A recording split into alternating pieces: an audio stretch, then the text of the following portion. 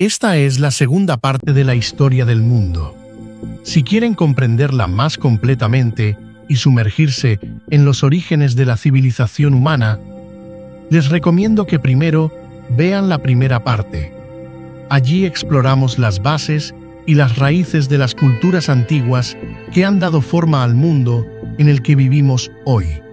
En la descripción del vídeo dejaré el enlace a la primera parte para que cualquiera que lo desee pueda regresar a verla. Así les será más interesante y comprenderán mejor toda la historia. En esta segunda parte continuaremos con el desarrollo de las civilizaciones antiguas y los momentos clave que han marcado la historia de la humanidad. Y ahora pasamos a otro continente. La primera civilización en América se estableció en el actual México. Esta es la civilización olmeca, que existió desde 1200 años antes de nuestra era hasta 400 años antes de nuestra era. A menudo se la considera la civilización madre de la cultura indígena americana.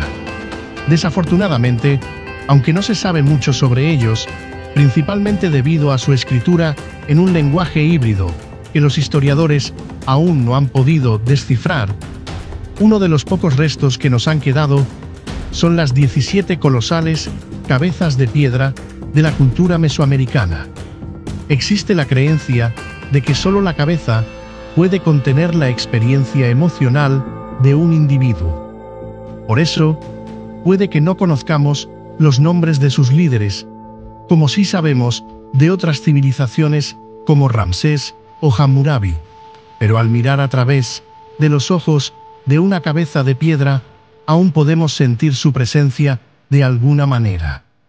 Permanecen inmortales, iluminados en la historia.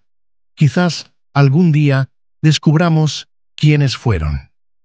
Mientras tanto, en el este, en China, la dinastía Zhou gobernó desde el año 1046 hasta el año 256 antes de nuestra era. Esta dinastía adquirió el poder debido al fracaso de las anteriores, consideradas menos críticas. Creían en la idea del mandato del cielo. Esto llevó al establecimiento de 4 principios en la estructura dinástica china que se repetirían continuamente. El emperador recibe el derecho de gobernar otorgado por el cielo. Como solo existe un cielo, solo puede haber un emperador a la vez. La virtud del emperador determina su derecho a gobernar. Ninguna dinastía tiene el derecho permanente a gobernar, ya que el cielo siempre favorece a los gobernantes justos. Con el tiempo, si el emperador perdía su virtud, el cielo enviaba señales, hambrunas, inundaciones y terremotos en toda la tierra, indicando que había perdido la bendición divina. Así fue como cayó la dinastía Shang, y la dinastía Zhou se hizo famosa. Esta dinastía introdujo un nuevo estilo de gobierno, la creación del feudalismo. El sistema estaba estructurado como una estricta pirámide social. En su base estaban los campesinos, que estaban ligados a la tierra y cuya labor era producir cultivos para el imperio. Después venían los soldados, cuya tarea era proteger las tierras de invasores extranjeros. Después de ellos estaban los señores, que poseían la tierra y grababan a los campesinos, tomando una parte de sus cosechas. Estos, a su vez, entregaban una parte de su producción al personaje clave que gobernaba todo el imperio, el rey. Así, el rey recibía aún más cosechas y se volvía extremadamente rico. Todos los profetas acudían al rey, y todo el sistema giraba en torno a un mismo mensaje. ¿Por qué alguien se conformaría con vivir únicamente de la agricultura día tras día? Había 2 razones para este fenómeno. La primera era la necesidad. Se necesitaban muchas más personas para construir un imperio y una familia. La segunda razón era la filosofía. Así nació la dinastía Zhou, y al inicio de la filosofía oriental apareció Confucio, quien creó un sistema filosófico el confucianismo. Este se centraba en la importancia del respeto, la lealtad y la responsabilidad en todas las relaciones y aspectos de la vida. El concepto central del confucianismo se llama Li, que puede traducirse como rituales, costumbres y normas. Estos rituales y convenciones guiaban el comportamiento, ayudaban en la toma de decisiones y mantenían el orden y la armonía en las relaciones sociales. Mientras esto se desarrollaba, Lao Tse creó otra filosofía, el taoísmo. La palabra Dao significa camino, y el taoísmo enseña que las personas deben buscar alinearse con el flujo natural del universo en lugar de luchar contra él. Uno debe vivir lo más pacíficamente posible consigo mismo, sin preocuparse por cosas externas que están fuera de su control, centrándose simplemente en la agricultura. Uno de los conceptos más conocidos del taoísmo es la idea del yin y yang, fuerzas complementarias e interdependientes en la naturaleza, como el bien y el mal, la oscuridad y la luz, el calor y el frío, o el principio masculino y femenino. Al equilibrar estas fuerzas opuestas, las personas pueden alcanzar la armonía y la satisfacción. El confucianismo y el taoísmo hicieron la vida más llevadera para los campesinos de la antigua China. Pero con el tiempo, las ciudades-estado que ocuparon la antigua Grecia alrededor del año 800 a.C., empezaron a darse cuenta de que la tierra que poseían era prácticamente estéril. Para producir cultivos básicos como los cereales, necesitaban importarlos. Por ello, los estados griegos tendieron a colonizar el mundo a su alrededor. Las ciudades florecieron, llegando a tener más de 90 colonias en toda Europa que producían alimentos para los griegos. Fundaron colonias desde la actual Marsella en Francia hasta Rostov del Don en Rusia. Una de estas emergentes ciudades-estado fue Roma.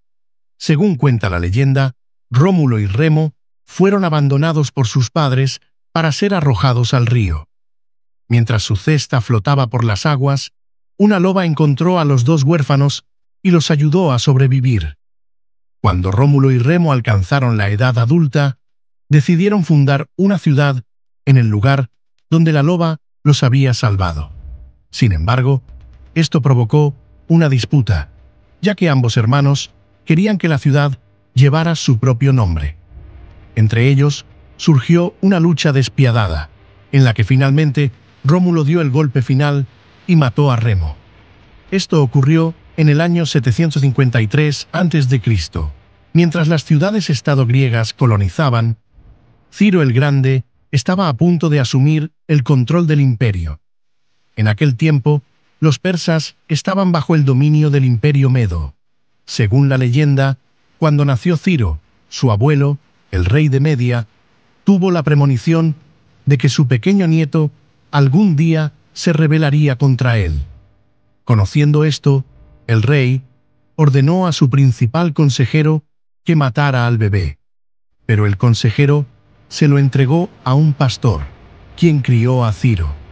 Los problemas para Ciro no terminaron ahí. Cuando tenía 10 años, el rey supo de su existencia y se preguntó si no debería matarlo, ya que su sueño había sido muy claro. Este hombre se rebelará contra ti. Sin embargo, a pesar de su sentido común, el rey permitió que Ciro viviera. Esa fue su mayor equivocación. Cuando Ciro se hizo adulto, reunió un ejército y se rebeló contra su abuelo materno, tal como había sido profetizado. En el año 550 a.C., Ciro venció y derrocó a su abuelo. Pero eso no fue el final de sus conquistas. Ciro conquistó Babilonia y se convirtió en el soberano supremo de Mesopotamia, así como de la civilización del Valle del Indo. El mundo estaba en manos de Ciro. Después, tomó el control de la colonia griega de Jonia en Asia Menor, llevando al gran imperio persa a nuevas alturas. Después de todo esto, Ciro el Grande murió, dejando todo sin resolver para su sucesor, el siguiente gran rey persa, Darío el Grande. Mientras tanto, en Grecia, diversas ciudades-estado restauraban su poder, y dos destacaban por encima de todas: Atenas y Esparta. Y Esparta seguía siendo Esparta, una potencia militar. Los famosos espartanos creían que todo debía centrarse en la fuerza física. La guerra era tan dura que cuando nacía un niño débil, lo mataban si no parecía saludable. A los niños se les arrebataba de sus familias a una edad temprana y se les entrenaba para convertirse en soldados. La formación incluía preparación física, manejo de armas y vivir en condiciones extremadamente duras. Toda la vida de un espartano estaba dedicada a la victoria. La sociedad se componía de tres grupos principales: la clase gobernante, los aristócratas que ostentaban el poder político, los ciudadanos libres, a quienes no se les permitía participar en el gobierno, pero se esperaba que sirvieran en el ejército, y los esclavos, que proporcionaban la mano de obra para la sociedad.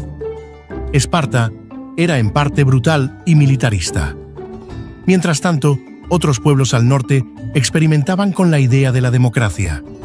En Atenas, la democracia era un sistema extremadamente complejo.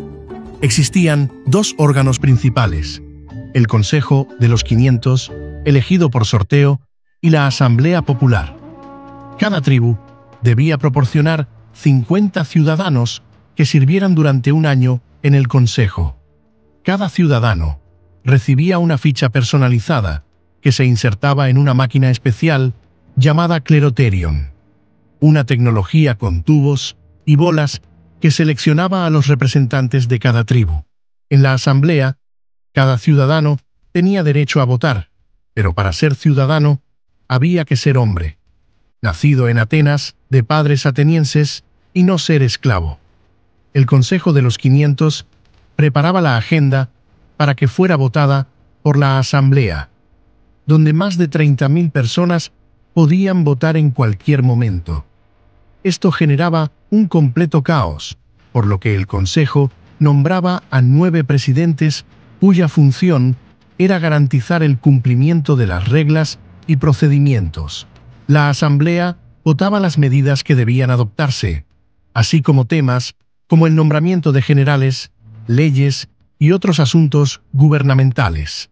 Pero no todo era ideal. El filósofo griego Platón consideraba que la democracia tenía sus debilidades. En su obra fundamental, La República, escribe que un navegante debe estudiar las estaciones, el cielo, las estrellas, los vientos y otros temas para poder dirigir su barco. De la misma manera, Platón argumentaba que un miembro del Consejo de los 500, elegido al azar, difícilmente tendría las habilidades necesarias para gobernar un estado. Platón defendía la idea del rey filósofo, una persona que dedicara su vida al estudio de la sabiduría, la lógica y la razón, y que fuera el más adecuado para gobernar. Según él, una sociedad justa nunca sería realidad hasta que los filósofos se convirtieran en gobernantes, o los gobernantes en verdaderos filósofos, fusionando así el poder político con la filosofía. Hay solo un problema con los filósofos reyes: cada líder se considera a sí mismo como tal, y cree que sus ideas son las más sabias. Esto fue cierto desde los grandes gobernantes de China, pasando por Lao Tse y el imperio de Lu, hasta el reino de Magadha en la India. No muy lejos de allí, en el reino indio de Magadha, vivía un hombre mimado llamado Siddhartha Gautama, alrededor del año 500 a.C. Él tenía lujos y poder en su palacio y podía obtener todo lo que deseara. Todas las joyas, toda la riqueza, todo lo mejor del mundo. Su mundo dentro del palacio era una utopía en la tierra, sin necesidad ni deseo de nada. Todo era perfecto, hasta que salió fuera de los muros del palacio.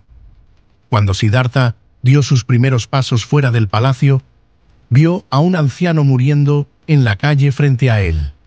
Entonces comprendió que la experiencia humana no era perfecta, sino que estaba llena de sufrimiento y muerte. Esta revelación lo sacudió profundamente. Siddhartha entendió que el sufrimiento era una parte inevitable de la vida humana. Por eso, decidió abandonar su vida de lujos y buscar el conocimiento y la iluminación. Estudió con maestros espirituales y meditó durante años, en busca de respuestas a las grandes preguntas de la vida. Finalmente, después de 6 años de búsqueda, se sentó bajo un árbol de higuera y meditó hasta alcanzar la iluminación. Un estado de pureza interior en el que se superan las limitaciones del ego y se conecta con la conciencia universal. Según su enseñanza, la esencia divina no es algo fijo y permanente, sino un proceso continuo de crecimiento y evolución. Bajo aquel árbol de higuera, Siddhartha se hizo conocido como Buda, el iluminado. Pasó el resto de su vida viajando por el país y predicando el camino hacia la iluminación. Mientras tanto, Darío estaba decidido a seguir los pasos de su padre y conquistar el mundo. Tras establecer definitivamente su dominio sobre la ciudad-estado de Jonia, los persas se propusieron conquistar Grecia. En el año 490 a.C., el ejército persa marchó hacia la ciudad de Maratón, situada a unos 42 kilómetros de Atenas. Los atenienses eran mucho menos numerosos, solo 10.000 hombres. Los persas intentaron reagrupar sus fuerzas, pero los experimentados hoplitas griegos aplastaron a las tropas persas más débiles, primero destruyendo sus alas y luego atacando el centro de la línea persa. Los restos del ejército persa huyeron hacia sus barcos y abandonaron el campo de batalla. Los historiadores antiguos estiman que en el campo de batalla quedaron dispersos alrededor de 600-400 cuerpos persas, mientras que los atenienses solo perdieron 192 hombres.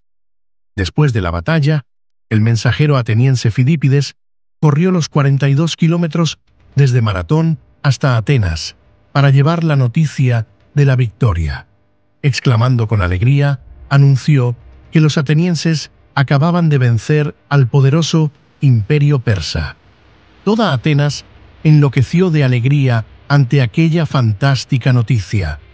Este momento histórico quedó inmortalizado con la carrera de Fidípides, que sería recordada como el primer maratón del mundo. Sin embargo, los persas no terminaron con las batallas incluso después de la muerte de Darío I en circunstancias misteriosas.